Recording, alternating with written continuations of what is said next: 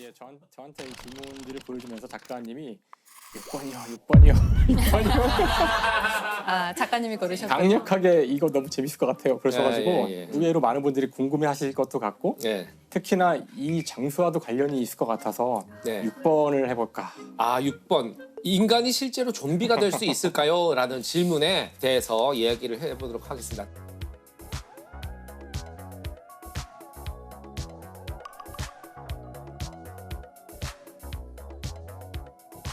참고로 초대 손님 한 분을 여기서 모셔야 될 것 같아요. 조선 좀비의 어머니, 좀비의 어머니, 좀비의 발명가, 예, 김은희 작가님을 제가 보여드리고 한국의 아가사 크리스티, 예, 김은희 작가님이십니다. 예. 의자로. 예.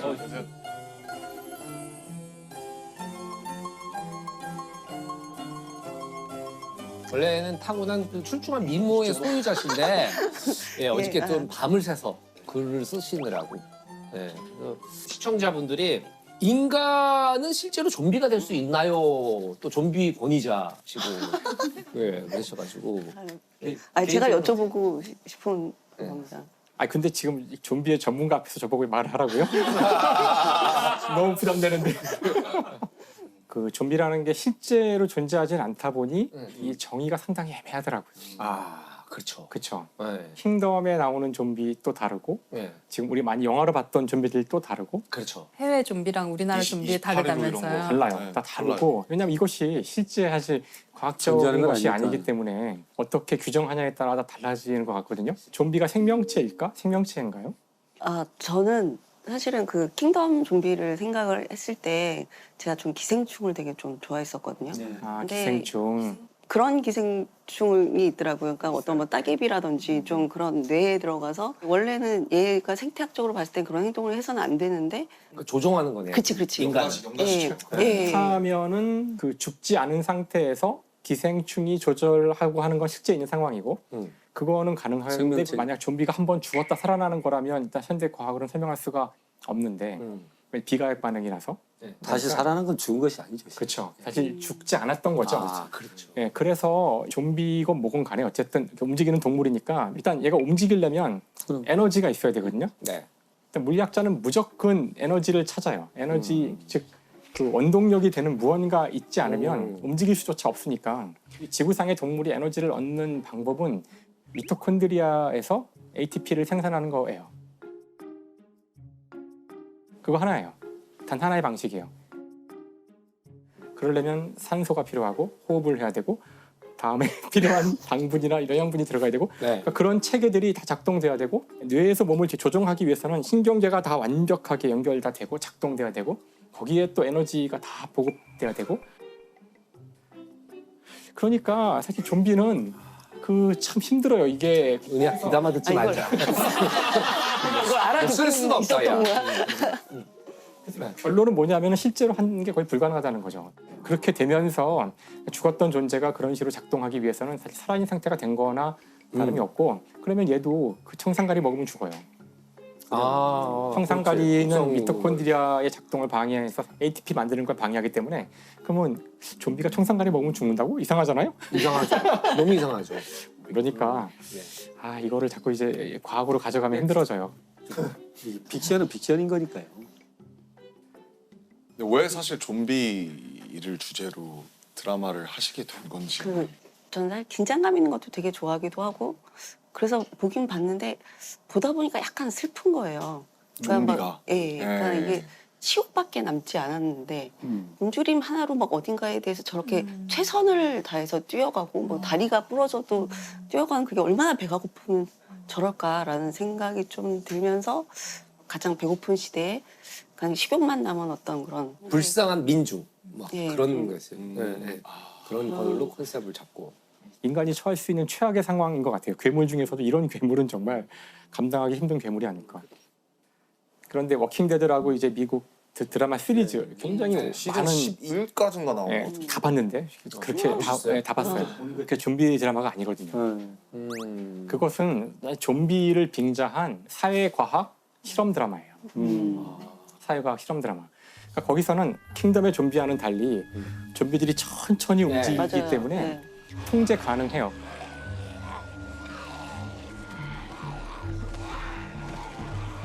그래서 좀비들이 세상을 뒤덮고 있지만 사람들이 여기저기 모여서 사회를 만들어요. 독재 사회도 생기고 병적인 사이코패스들만 모인 집단도 있고 인간을 잡아먹는 인간도 생기고 그 드라마의 목적은 이렇게 인간들이 모여서 어떤 사회를 구축하는지를 보여주는 거예요. 그걸 보면서 항상 느끼는 것이 문명이 사라졌을 때 지금과 같은 안전장치들이 사라지고 국가가 사라졌을 때 가장 두려운 것은 다른 인간이에요. 역시 인간이구나. 그래서 인간을 만났을 때 상대를 믿지 못한다는 것이 어떤 의미를 갖는지를 보여줘요. 그래서 좀비는 사실 중요하지 않아요. 좀비는 사회를 망가뜨리고 복구를 금방 못 시키게 하는 장치로 쓰여요. 네. 하지만 또 킹덤은 좀비들의 속도가 빠르다 보니 절대 이렇게 될 수가 없어요. 네, 맞아요. 여기서는 무조건 좀비하고의 싸움밖에 없어요.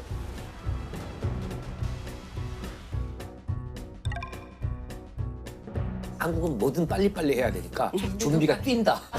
엄청 빠르다. 그래서 여기는 이렇게 서로 모여서 사회를 이루고 이럴 여유가 없고 나타나면 끝장이야. 그러니까 모든 사회의 문제가 좀비를 척결하는데 집중돼 있고 하지만 그 문제를 앞두고서 인간들이 분열되는 모습들을 네. 그리고 있잖아요. 그래서 이 좀비의 어떤 이 과학적인 상황이 드라마의 큰 틀을 결정하고 정말 재밌다고 네. 생각했었어요. 만약에 진짜 전 지구가 우리 영화에서 보듯이 막 좀비로 막 덮여서 진짜 아주 극소수의 나와 내 친구들 몇 명만 남았다. 그러면은 저는 그냥 빨리 물릴 거예요. 그게 낫지 않을까? 그렇죠? 네. 근데 전체가 좀비가 되더라도 끝까지 희망을 잃지 말고 계속 뭔가 구하려는 노력을 하라는 게 언제나 메시지잖아요. 항상. 그래서 이런 캐릭터는 주인공이 안 되죠. 이거 방금 김영하 작가님인 줄 알았어요. 방금 김영하 작가님이었어. 이런 거는 그 소설로 못 쓰죠. 이렇게 이런. 예. 그럼 저도 시청자로서 하나 질문을 드려도 되나요? 네. 혹시 진짜 귀신이 있다고 생각은 하시는지? 자, 다시. 귀신이란 무엇인가? 귀신을 정의해야 돼. 무엇인가? 귀신이라고 정의해 주시면 답을 할 수 있어요. 김민희 작가님은 네. 귀신을 어떻게 정의하시는지 궁금하네요. 네, 어떻게 정의하실지. 그러니까 이미 죽은 사람의 영이 어떠한 형태로건 나타나서 물리력을 행사를 할 수 있다? 좀 그런- 여러 가지 조건이 있잖아요. 죽은 뒤에 영적 세계가 있는가를 처음에 증명해야 그쵸, 돼요. 그쵸. 예. 그 영적 세계가 생전의 아이덴티티를 또 갖고 있느냐의 문제고 물리적 세계에 어떤 영향을 미칠 수 있는 이 몇 가지 단계가 있는 거잖아요 지금. 제가 그렇게 어려운 질문을 이게 저희 지도 교수님이 그 귀신 얘기 좋아하시는데 아, 만약에 내가 귀신을 만난다면 붙잡고 너는 어떻게 움직이는지 원리를 알려달라. 너도 그래서 미토콘드리아로 움직이니? 그 귀신 잘못 걸렸네. 네, 이래서 너는 어떻게 움직이고 어떻게 나타날 수 있느냐 이거 물어봐서 네이처에 논문을 쓰겠다. 네. 그래서 귀신을 기다리고 계시거든요. 저희 지도 교수님. 근데 그 영화 고스트라고 패트릭 스웨이지 나온 예. 영화 기억하시죠? 네. 거기서 이제 그 영혼이 귀신처럼 나타나게 되는데 그때 그거 보고 이제 온갖 논쟁들이 있었어요. 저희 이제 과학자들 논쟁들이 있었어요? 친구들끼리. 근데 저 귀신은 벽을 막 통과하잖아요. 벽을 싹 통과하고 막 그 지나가는 지하철을 뛰어들고. 근데 발바닥은 왜 땅으로 안 떨어지지? 그러니까 질량이 있으면 아래로 떨어지거나 중력을 느껴야 되는데 좌우로는 움직이는데 왜 상하로는 못 움직이지? 뭐 이런 얘기부터 시작해서. 그렇구나. 그러니까 되게 과학적인 그 모순 없이 뭔가를 짜기가 너무나 힘들어요. 귀신의 움직임이나 이런 것들을 모순을 이겨내지 못해서 존재하지 못하게 될 확률이 커지죠. 그 결론은 우리가 진짜 귀신이라는 존재를 만난 사람이 있다면 우리가 상상하지 못하는 형태의 어떤 걸 그려낼 수 있어야 되는데 진짜 만나본 적이 없으니까 진짜 만나고 있는 걸 변형시키는 방법밖에 몰라요. 이거 되게 중요한 포인트인 것 같아요. 이건 사람의 형태일 것 같고 벽은 통과되면 금방 걸어다니는 형태가 될 것 같고 그래서 우리의 경험은 좀 뒤트는 형태 이렇게 되는 것 같아요. 그리고 저는 사실 좀 제가 쓰는 드라마라는 게 좀 자료 조사 때문에 굉장히 전문가 선생님들을 좀 많이 네. 만나뵈러 다니거든요. 그래서 다 정말 인터뷰 한 번씩 좀 너무 해보고 싶고. 예. 하여간 사인 때문에 감사드렸습니다. 예. 아이고 감사합니다. 말씀하고 앉아주세요. 네. 알겠습니다. 사인. 꼭 내려오세요. 전주 한번 오세요. 예. 혹시 달 모양이라는 거, 달 위상이라는 거. 다들 알고 있지. 달 위상이라는 거. 교과서에 아마 위상이라고 나와서 그래서 그 말씀들을 들으면서 아 다음에는 물리학자를 주인공으로 할까? 천문학자를 주인공으로 할까? 자, 김희 작가님 수고하셨습니다. 네, 잘 봤습니다. 영광이었습니다. 감사합니다. 꼭 그때쯤 되면 이런 거 계산하라는 사람들이 있잖아요. 산타가 전 세계 어린이들에게 선물을 주는데 속도 같은 거요. 저 몇 번 해봤어요 계산. 그래서 며칠 걸린다고 하시나요? 아 며칠 속도가 중요하죠. 속도가 중요하죠. 하룻밤 안에 다 해야 되는데 그러면 빛의 속도보다 얼마나 빠르냐 뭐 이 정도가 이것도 되겠죠. 애매한 것이 하룻밤이 아니에요. 아, 그래요? 그렇죠. 예? 네. 시차를 잘 시차가 이용하면 있으니까. 썸머타임 시간이 여기는 밤이고 여긴 낮이고 이러니까 48시간까지 가능하거든요. 와. 지구가 도니까. 그러네요. 사실 가만히 있어도 24시간은 확보가 돼요. 그러니까 추산을 해봐야 되는데 네. 네. 아니 일이 별로 없어요? 아니 뭐 그런 계산을. 이 계산은 얼마 걸리지도 않거든요. 그래요? 간단한 계산이라잖아요. 어렵지 않은 것이 지구 반지름이 6,400km인 것만 알면 돼요. 산타의 속도 V는 속도는 시간분의 거리거든요. 24시간이 아니라 48시간의 시간이 있어요. 시차 때문에. 그래서 이제 거리를 구하면 돼요. 물이 70%이기 때문에 이 중에 0.3, 30%가 육지예요. 구의 표면적이 4파이 r 제곱이에요. R은 지구 반지름이거든요. 6,400km니까 6.4 곱하기 13승이죠. 그러니까 4승 정도 받으죠. A는 14승이에요. 23승을 2분의 1승이니까 A는 전체 길이잖아요. 이걸 이제 분모해 두면 돼요. 그러면은 5천이죠. 대략 이 숫자가 나올 텐데 됐죠? 네, 됐죠? 쉽네. 쉽잖아요. 쉽네요. 되게 쉽네. 쯤에는 이 비번 누르는 시간이 너무 많이 걸려서 내 얘기도 그거야. 어려운 게 포함해야 비번을 돼. 누르는 게 어려운 거예요. 가는 거는 쉬운데. 아까 얘기했잖아. 비번이 힘든 왜냐면 거야. 어떤 개는 별표부터 시작하고 어떤 건 우물정자로 맞아. 이러면은 전부 다 파악해야지. 잘못 눌러서 네. 다시 눌러야 돼. 그러니까 그리고 빛의 속도로 누르면 또 작동을 안 해. 그렇잖아요. 천천히 누르시고. 리스폰스 타임이 인식할 있죠. 수 있게. 네, 네. 그래서 그런 거 꼭 계산해 보셨을 것 같았어요. 그래서 제가 정확하게. 그래서 다시 이야기를 돌아가자면 크리스마스를 챙기시냐고요. 크리스마스 챙기세요? 근데 챙긴다는 게 무슨 아 뭐 예를 들면 트리도 만들고 그렇죠, 뭐 그렇죠. 이런 뭐. 것도 걸어놓고 뭐 가족들하고 뭐 이런 거 하고. 저희 만들어요. 저희는 트리 아 만들어요. 만들어요? 트리 만들어요. 저희 집은 제가 해요. 제가 사실 크리스마스를 가장 기다리는 사람인지도 몰라서 진짜요? 너무 좋아해요. 로맨티스트시랑 저도 하나 아쉬웠던 거는 그 이상 얘기할 때 그 이상의 시들이 신문에 연재가 됐잖아요. 네. 그래서 신문에 실제로 활자로 찍을 때 생기는 문제점들이 있었는데 인쇄 기법에 대해서 그래요, 맞아요. 또 그런 상상을 하기가 쉽지 않은데 그런 네. 생각을 하기가 네. 독특한 주제라고 생각했는데 저도 너무 재밌는 얘기였어요. 아쉬웠어요. 빠져서. 네. 괴물 작가를 이야기해 보자. 아마 여러분이 다 한 번은 들어보셨을 천재 시인 이상이죠. 야, 그냥 같이 다녀요. 이상. 그렇게 불리는 다른 시인이 없죠. 그러네요. 이상 시인은 1910년 생이에요. 일제 강점기로 들어간 바로 그 해에 네. 태어난 분이죠. 그러니까 이분의 시를 음미하고 이분의 시에서 와 이래서 천재구나. 왜 그런지 사실 잘 모르는 것 근데 같아요. 어렸을 때 봤던 그게 너무 충격적이지 않았어요? 제1의 아이가 무섭다고 그러니까 아이가 무섭다고 그러고 그런 시를 신문에다가 신문사에서 별로 안 좋아했을 것 같은데요.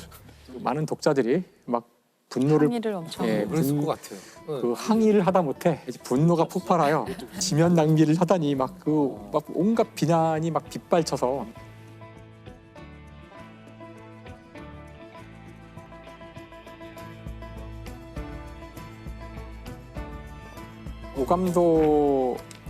오감도에서도 저는 사실 제 4호를 소개하려고 그래요. 이게 제 4호인데 4호는 정말 난해하게 이를 데 없죠. 숫자들이 네.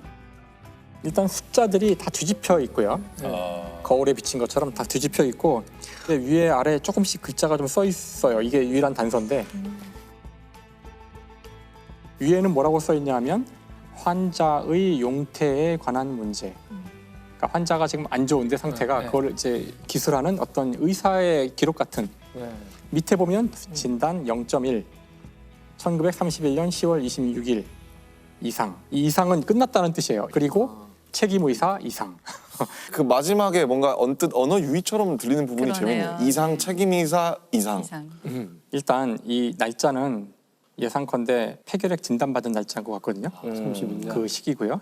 그래서 도대체 이 숫자들을 왜 뒤집어놨을까 생각해 보면 이건 이 거울을 본 거라고 생각해요. 저는. 거울을 봤다는 뜻은 자기를 보고 있는 거예요. 네. 그러니까 자기가 자기한테 진단하는 거죠.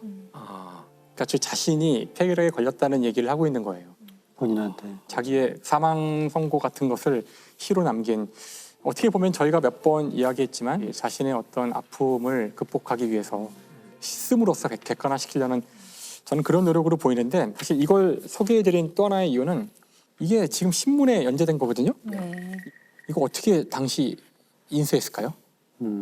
활자로 넣었을 텐데. 그러게요. 그 그땐 활자가 없잖아요. 굉장히 어려워. 사실 이 지적은 이제 제가 한 게 아니라 타이포그래퍼 이제 유지원 선생님이 이걸 지적한 적이 있어요. 그 책에서. 이게 없었을 텐데. 신문이기 때문에 이거는 대량으로 찍어야 인쇄 상황이니까 대량으로 찍어야 되니까 활자가 필요한데 도대체 어떻게 이걸 했을까?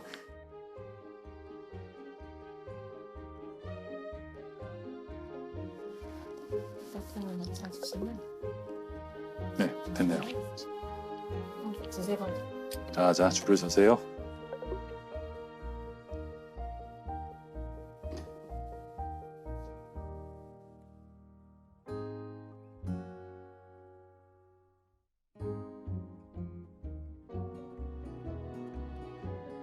납활자를 했으니까 납활자를 뒤집어서 2가 있다면 2를 뒤집어서 꽂으면 되는 거죠. 아니요. 그렇게 안 되죠. 안 되나요? 뒤집어서는 안 돼요. 앞에 이게 볼록으로 튀어나와 있잖아요. 그렇지, 볼록으로 양각으로 튀어나와 있으니까 있으니까 도장같이 돼 있는 거니까 네, 일종의 작은 문자만 도장처럼. 있으면 뒤집을 수 있지만 배경이 있어서. 이거 돌리는 거는 가능한데 거울 반전은 따로 만들어야 돼요. 설마 자기가 팔자를 만들었나요? 뭐 만들었을 수도 있을 것 같은데요. 혹시 만들지 않았을까 싶어서. 그 짧은 시간에 신문을 하루에 하나씩 막 찍어야 되는데 그건 좀 어렵겠다. 기술을 발전시키는. 어떻게 했어요? 물론 모르죠. 모르는데 모른다. 그래서 뭐 여러 가지 해석이 가능하겠지만 하여튼 그 전문가님 말로는 네. 결국은 사진 찍었을 거라는 건데요. 그러니까 당시에 사진을 넣는 경우가 많았거든요. 네, 사진식자. 그래서 찍어서 돌려서 색칠한 다음에 아. 붙이고 전체를 사진 찍어서 붙였을 거다. 예를 들어서 여기 글자 중에 뒤집혀진 게 4가 있잖아요. 이게 지금 반전된 거예요. 이 상태로 있어요. 인쇄되기 전에. 인쇄 그 활자 활자. 형태는 이 상태거든요. 이걸 그냥 찍으면 이제 정상으로 바뀌죠. 4가 이것이 나오겠죠. 정상 4로 나오죠. 아마도 요 활자를 이렇게 꾹 찍으면 배어나온 거. 불쑥 튀어나오는데 거기를 색깔로 이렇게 살짝 색깔을 칠해가지고 그걸 오려 붙였을 거라는 거예요.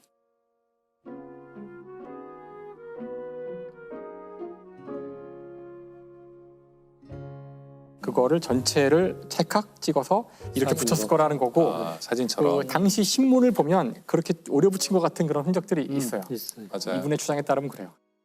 글자에는 두 가지가 있잖아요. 이거 뭐 기표와 기이라고 하는데 기의는 뜻이잖아요. 네. 이라고 쓰면 이 둘이구나 또는 이런데 기표라는 것은 그냥 그 기호로서 형태. 의미가 있는 거잖아요. 근데 요 형태와 요 디자인에 관심을 가졌다라는 것도 이상의 굉장히 그렇죠. 희한 면이에요. 이 이상의 시를 얼핏 보면 되게 이상해 보이지만 좀 생각을 깊게 해보면 여기 굉장히 많은 것들이 들어있다. 식으로 이제 어필하고 싶을 때 하늘의 움직임을 읽을 수 있는 왕권이 되게 중요하게 평가가 됐잖아요. 그래서 조선 개국 때 별자리 지도를 새로 만들라고 이제 합니다. 그게 이제 우리 10,000원짜리 지폐 뒷면에 있는 천상열차 분야 지도라는 하늘에 이렇게 나열되어 있는 것들을 구획을 나누어서 지도로 만든 것이다. 근데 제가 초등학교 4학년 때 친구네 외갓집에 놀러 간 적이 있었는데 굉장히 산속이었고 암흑천지에 전 도시에서만 자라가지고 티가 나지 않습니까? 도시에서만 도시 자라서 남자. 그런 것 같기도 하고. 원래 밤이라는 게 이렇게 어두운 이 어둠이 이렇게 공포스럽다는 생각을 해본 적이 없거든요. 근데 지금 말씀하신 그런 종류의 충격을 다룬 소설이 있어요. 네. 밤의 전설일 거예요, 제목이. 밤의 전설.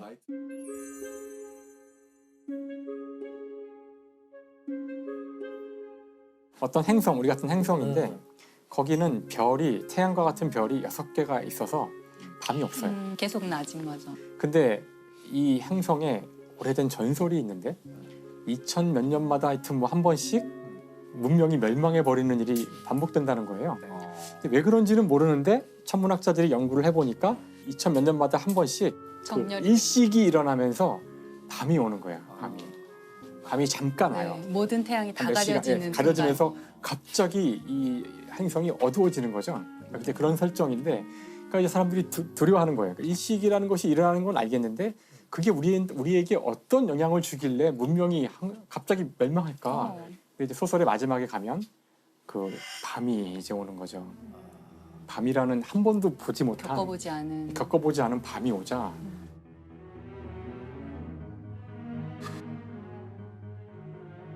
그러니까 서서히 이제 어두워지면서 그 순간 별이 처음으로 별이 쫙 보이는 건데, 그러니까 우리가 그 지동설 때 깨달았던 또는 그 갈릴레오의 관측 이후에 깨달았던 걸 이 사람들은 그 순간 한순간에 깨닫고 느끼고 충격받고 이래가지고 그렇습니다. 불을 지르고 막 사람들이 미쳐 날뛰다가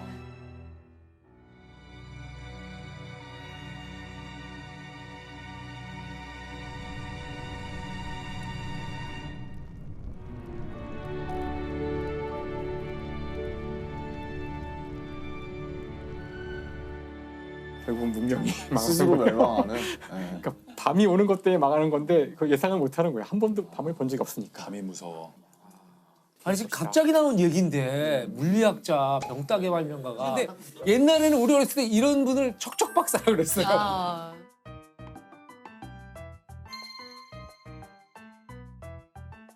과학 전문 책방에서 한번 모여봤는데 사실 심재현 박사님께 여쭤보고 싶은 게 우주에서 연주가 가능한가요? 소리가 나요? 이게? 연주는 할 수 있겠죠. 소리는 매질이 있어요. 들리지 않겠죠. 네. 아. 근데 우리 우주정거장 안에서는 이제 공기가 있으니까 네네. 소리 들을 수 있거든요. 그러면 우주정거장 안에서는 우주인들이 약간 이제 무료함을 달래기 위해서 실제로 밴드 연주도 하고. 오.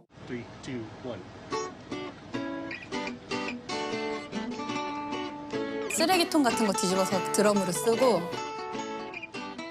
기묘한 이런 식의, 경험이죠. 네. 그러면 이렇게 뭐 이렇게 표면에서 하는 거는 불가능한 거네요. 연주를 하는 건 의미가 얘는 없는 거네요. 달처럼 생겼는데 달에서는 안 될 것 같고요. 화성에서는 될 것 같고.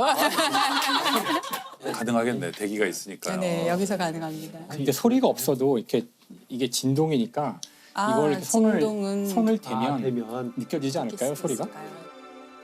그러니까 흔들리니까 움직이는 예, 약간의 움직임이 진동을 몸을 느낄 수 타서 있는. 이렇게 가면 물론 우리가 듣는 것처럼 이렇게 소리만큼 잘 들리지는 않겠지만 이 몸을 타고 이렇게 진동이 느껴져서 음악을 느낄 수 있을 것 같아요. 결국은 진동만 전달되면 되는데 충분히 크면 아마도 소리가 없어도 음악을 즐길 수 있을 거라는 생각이 궁금하네요. 얼마 전에 뭐 나사에서 블랙홀 소리를 공개했다고 들었어요.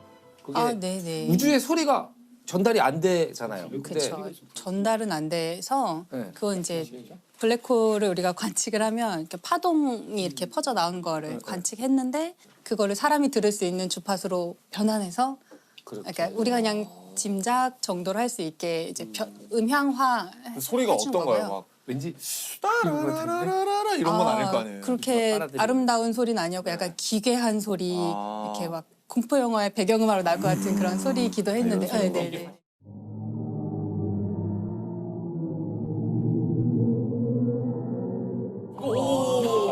사실 인간만 못 들었을 뿐이지 그걸 들을 수 있게만 변환시키면 돼요.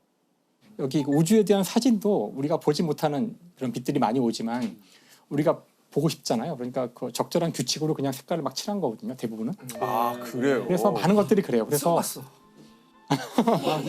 성문이라고 해서 엄청 아름답게 보이는 막 깜짝 놀랄 만한 이런 그렇게 안 것들도 다 보이죠. 예, 사실은 그렇게 그렇게는 안 안 보여요. 보여요.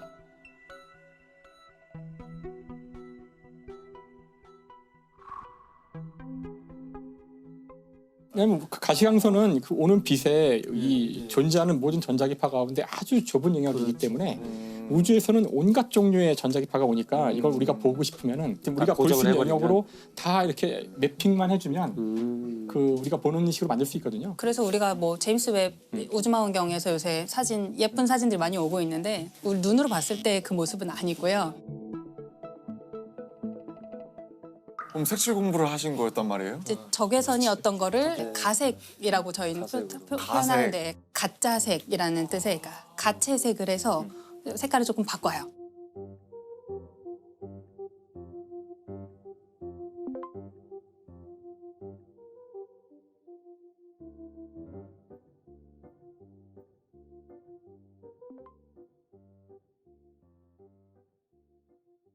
과학자분들은 대부분 모든 생명체는 물에서 왔을 것이다라고 주장을 하시는 건가요? 우리가 알고 있는 한에서는 그렇죠. 우리가 우주 안에 있는 생명체에 대해서 지구 생명체밖에 몰라요. 아, 그렇죠. 우리가 알고 있는 본 적이 예제가 없으니까. 지구 생명체밖에 없어서 지구 생명체는 바다에서부터 발원했다고 사람들이 알고 있고 모르죠. 화성에 사실은 물이 아니라 다른 데에서 생명체가 기원했을 수도 있는데 우리는 엉뚱하게 물의 흔적만 찾고 있다든지 아, 그럴 수도 그럴 있겠네요. 수도 있죠. 근데 생명체라는 정의가 우리와 같은 이런 형태의 존재가 있을까 이거에 대한 정의지 맞아요. 생명에 대한 정의가 서로 다를 수 있잖아요. 그렇죠. 네, 네, 맞아요. 그렇네요. 예를 들면은 이미 뭐 그런 얘기 있잖아요. 이미 외계의 존재들이 와 있다. 아, 우리가 모를 뿐. 그 예를 들면 음악이 그냥 외계의 존재일 수도 있는 거잖아요. 인간에게 바이러스처럼 스며들어서 발현하면 퍼져가고 막 음악이 우리가 인간이 만드는 거라고 생각하지만 인간에게 깃들어서 살고 있는 어떤 것일 수도 있잖아요. 선생님 말씀하신 것처럼 이렇게 뭐 태어났다 죽고 이런 게 아니라 다른 방식으로 생명을 유지하는 어떤 존재들이 어디선가 왔고 소리의 형태로 존재하면서 사람에게 깃드는 게 아닐까. 사라지지 않고 계속 이어지게 만드는 거죠. 네네. 그들이 더 오래 갈 수 있는 거죠. 인간보다 더 오래 살아남고 그렇죠. 조종을 받고 계신가요 혹시? 조종을 받아서 이런 숙주를 통해 갖고 널리 퍼뜨리고 또 새로운 노래가 나오면 새로운 생명체가 탄생하는 거고. 노래가 중요하죠. 사실 날지 못하는 새는 있어도 울지 못하는 새는 없다. 와. 찾았다 외계인. 찢었어. 나 그 수많은 하수인들 중에 하는 지금 뭐 빌보드 간다고 좋아할 때가 아니야 지금. 선택을 받은 거죠. 그렇네요. 외계 존재의 선택을 받은 존재. 축하드립니다. 선택 못 받았어. 우주인 플레이리스트에 있다면서요. 네네. 우주인들을 또 달로 보내려고 하는데 처음에 연습을 해요. 그래서 근처까지만 갔다가 지구로 돌아오고 이런 몇 번 연습한 다음에 이제 멀리 달까지 보내거든요. 그런 연습을 할 때 이제 우주인들의 좀 마음을 조금 편안하게 해주려고 배경음악을 좀 고른대요. 영광의 거기에 이제 BTS 노래가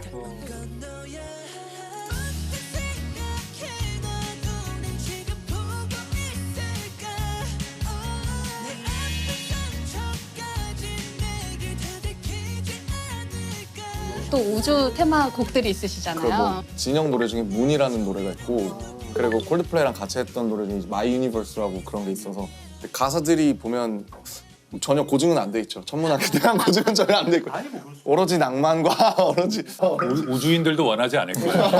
철저한 고증. 좋은 지적이세요. 네. 근데 명왕성 가사가 있잖아요. 그 134340 그게 명왕성의 그 소행성 번호거든요. 그래서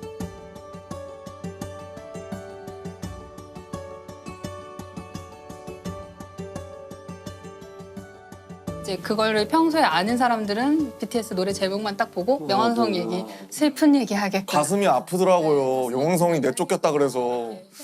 네, 가슴 아픈 용성이 얘기 내쫓겼다 하겠구나 그래서. 이렇게 생각할 수 행성이 있죠. 되지 못한 소행성. 인정받지 못한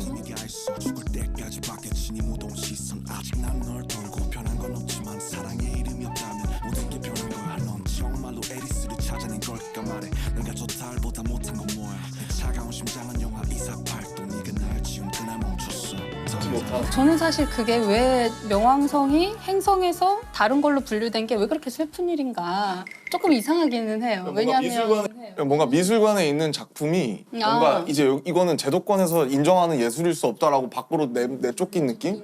저는 어렸을 때 외웠기 때문이라고 생각해요. 수금지와 목토, 천의 수금지와 이렇게 명으로 끝나야 되는데 명으로 끝나야 되는데 과학계가 결정을 내린 거야. 명은 빼라. 그러면 나의 어린 시절은 뭐가 되고 막 이런 거 있잖아요. 그렇죠, 그렇죠. 수금지와 목토 천혜 뭔가 근데 사실 명왕성은 신경 쓰지 않아요. 바로 그게 포인트죠. 명왕성 사람들이 입장에서는 나를 그렇죠. 뭐라고 부르는 제가 이래서 뭐라고 과학자들 하면은 이상한 거예요. 왜 명왕성 입장을 자꾸 생각해요? 우리가 서운하다는데 명왕성을 왜? 인본주의. 제가 인본주의, 이분들은 일단 공감할 수 있는 사람이 있다는 게 너무 좋은 것 같아. 이게. 근데 저는 반대로 다행이다. 그 위로를 네. 해드리고 싶은 거예요. 아. 명왕성을 우리가 행성이라고 부르지 않는다고 해서 무슨 큰 일이 일어난 게 그렇죠. 비극적인 그렇죠. 사건이 전혀 아니라는 것을 다만 이제 우리가 부르는 이름이 바뀌었다 너무 뿐이죠. 길어요. 그리고 아. 숫자니까 너무 정이 없어요. 아니, 과학자들 너무해요. 왜냐하면 제가 하고 싶은 말이죠. 그 지금 134, 340 같은 거 너무 죄수 번호 같잖아요. 무슨 레미제라블의 뭐 이런 막 24601. 그건 우리가 발견한 소행성들에 붙이는 일련 번호일 뿐이에요. 너무하잖아요. 이름을 네. 뺏었을 뿐만 아니라 1번은 일련 번호를 붙여주다니 아니라니까 이 문화의 간극이 있다니까. 이게. 큰 간극이 있다.